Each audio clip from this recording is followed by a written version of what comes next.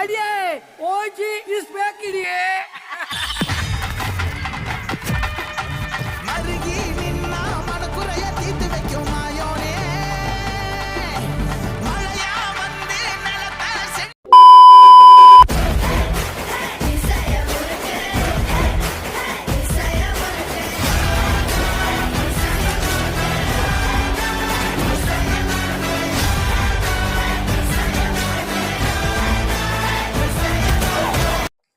Hi cinephiles and Sitha Soundararajan. So இந்த வாரத்துக்கான cine updates தான் பார்க்க போகிறோம். ரொம்ப கம்மியான அப்டேட்ஸ் தான் இருக்குது. ஸோ டக்குன்னு பார்த்துருவோம். ஸோ ஃபர்ஸ்ட் ஸ்டார்டிங் வந்துட்டு 2 படம் ஒன்று பார்த்துருந்தேன். அந்த படத்தோட ரிவ்யூ சொல்லிட்டு அப்படியே போவோம். ஃபர்ஸ்ட் வந்துட்டு யோகி பாபு நடிச்ச கிணத்த காணுங்கிற படம் வந்துட்டு இந்த வாரம் ரிலீஸ் ஆயிருந்துச்சு. அந்த படத்தோட ரிவ்யூ பொறுத்த வரைக்கும் கதையா பார்த்தா ஒரு கிராமம், அந்த கிராமத்துல வந்துட்டு தண்ணிங்கிறது சுத்தமா இல்லை. ஸோ வெளியூர்ல தான் போய் தண்ணி பிடிக்கிற வேண்டியதா இருக்கு. மழையும் பெய்ய மாட்டேங்குது. ஸோ அதனால வந்துட்டு கிணறு தோன்றாங்க. கிணறு தோண்டி வந்துட்டு அங்க தண்ணி இருக்கான்னு சொல்லிட்டு செக் பண்றாங்க. கிணறு தோண்டும் போது அதுல டைனோசரோட எலும்புங்கிறது கிடைக்குது. ஸோ இப்போ இந்த டைனோசர் எலும்பை வந்துட்டு ரிசர்ச் பண்ணணும்னு சொல்லிட்டு ஆர்கியாலஜி டிபார்ட்மெண்ட் வராங்க. அவங்க இந்த ஊர் மக்களை இங்க இருந்து வெளியேற்றணும், ஏன்னா இந்த ஃபுல்லா தோண்டி எடுக்கணும் அப்படிங்கிற மாதிரி சொல்லும் போது ஊர் மக்கள் வந்துட்டு கோவப்பட்டு எதிர்த்து நிக்கிறாங்க.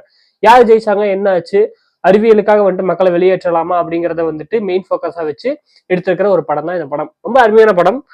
அழகா வந்துட்டு இந்த பொலிட்டிக்கல் சட்டையாரதை காமிச்சிருந்தாங்க. ரொம்ப சீரியஸா கொண்டு போகாம, ஏன்னா இந்த ஸ்கிரிப்டை வந்துட்டு சீரியஸா கொண்டு போயிருந்தா நல்லா இருந்திருக்காது. ஒரு மாதிரி காமெடியாவே கொண்டு போய் அழகா முடிச்சதுங்கிறது ரொம்ப சூப்பரா இருந்துச்சு. எண்டிங்ல கூட வந்துட்டு இந்த பொலிட்டிக்கல் சட்டையர் பிளஸ் இந்த டிவோஷனல் சட்டையர் அதெல்லாமே வந்துட்டு ரொம்ப அழகா காமிச்சிருந்தாங்க. அருமையான படம், முடிஞ்சா பாருங்க. அந்த படத்தோட டைரக்டர் வந்துட்டு இந்த படம் முடிச்ச கொஞ்ச நாள் இறந்து போயிட்டாரு போன வருஷம். ஸோ இப்பதான் இந்த படம் வந்துட்டு ரிலீஸ் ஆயிருக்கு ரொம்ப நாள் கழிச்சு. So rest in peace for him. So அடுத்து வந்துட்டு கப்பிள் ஃப்ரெண்ட்லிங்கிற படம். ஸோ போன மாசம் ரிலீஸ் ஆயிருந்துச்சு வேலண்டைன்ஸ் டேக்கு.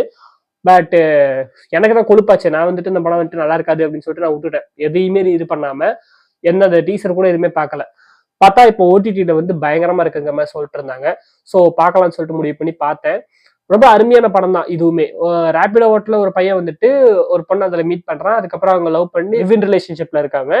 அது ஒரு நாள் வீட்டுக்கு தெரிஞ்சு வீட்டுக்கு அந்த பொண்ணை கூப்பிட்டு போகும்போது அந்த பொண்ணுக்கு ஒரு நோய் இருக்கு, நர்வ்ல ப்ராப்ளம் அப்படிங்கிற மாதிரி சொல்றாங்க. கூடி சீக்கிரம் இறந்துருவான்னு சொல்லிட்டு. ஸோ சாகிறதுக்குள்ள வந்துட்டு அந்த பையனோட அந்த பொண்ணு வந்துட்டு ஒரு பயங்கரமான ஒரு லைஃப், ஒரு சந்தோஷமான லைஃப் வந்துட்டு அவ வாழ்றா அப்படிங்கிற மாதிரி காமிச்சு ஒரு சேட் எண்டிங் கூட தான் முடிச்சிருக்காங்க.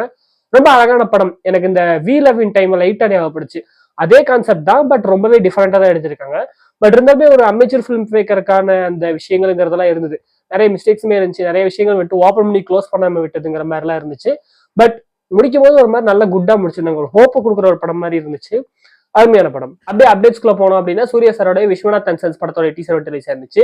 ஸோ 2 கதையை தான் மெயினா காமிச்சிருக்காங்க. ஒன்னு வந்துட்டு இந்த கன் ஷூட்டிங் பண்ணக்கூடிய ஒரு பிளேயரா சூர்யா சார் இருக்காரு. ஸோ 2020s ஒரு டைம்ல இருந்திருப்பாரு போல. இப்ப 40 வயசுல வந்துட்டு திரும்பவும் அந்த கேமுக்கு வராரு. இந்த வயசுலயுமே அந்த கேம்ல வந்துட்டு அவர் ஜெயிக்கிறாரா இல்லையா அப்படிங்கிறது ஒரு கதையாகவும், அதே சமயத்துல ஒரு 20 வயசு பொண்ணு நம்ம அமிதா பேஜ் வந்துட்டு இவரை லவ் பண்ணிட்டு இவரை லவ் டார்ச்சர் பண்ணிட்டு இருக்கு, என்ன கல்யாணம் பண்ணிக்கங்கன்னு சொல்லிட்டு இவங்களும் சேர்ந்துச்சா இல்லையாங்கிறதாவும் ஒரு கதையா காட்டப்படுது. அது போக ஜெயில இருக்கிற மாதிரிலாம் காட்டுறாங்க. ஜெயில என்ன மேட்டருங்கிறது தெரியல. அதுக்கப்புறம் இந்த எண்டிங்ல குழந்தையோட வராது. அந்த குழந்தை யாரோடது என்னங்கிறது தெரியல. எனக்கு தெரிஞ்சு ஓவரால் படத்தோடய ஒரு கொஞ்சோண்டு போர்ஷனை மட்டுமே டீசர்ல காமிச்சிருப்பாங்கன்னு சொல்லிட்டு நினைக்கிறேன்.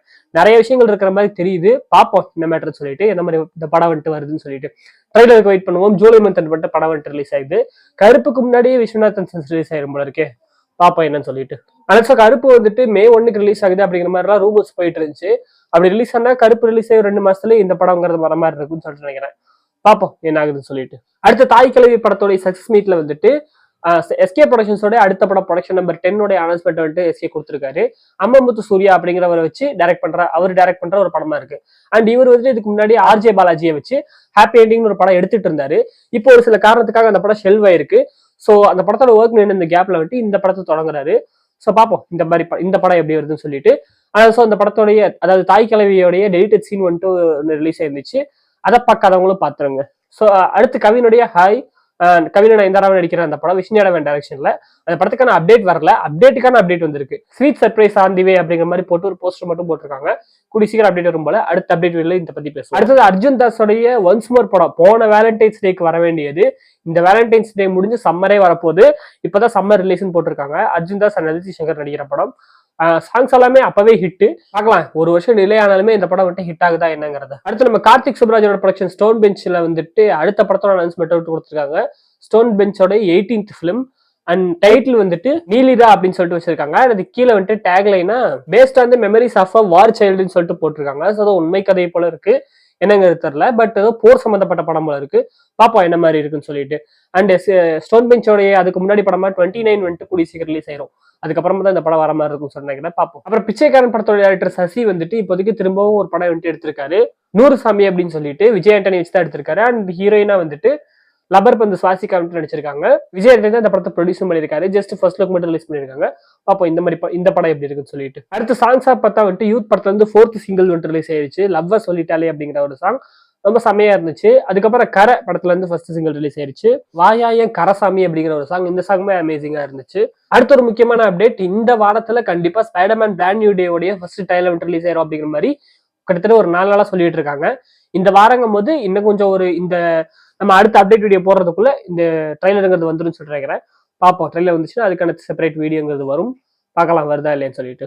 அதை தொடர்ந்து இந்த வாரம் வந்துட்டு நமக்கு ரிலீஸ் ஆகிற படங்களை பொறுத்த வரைக்கும் துரந்தர் 2, யூத், அதுக்கப்புறம் உஸ்தாத் பகத் சிங் வந்துட்டு ரிலீஸ் ஆகுது.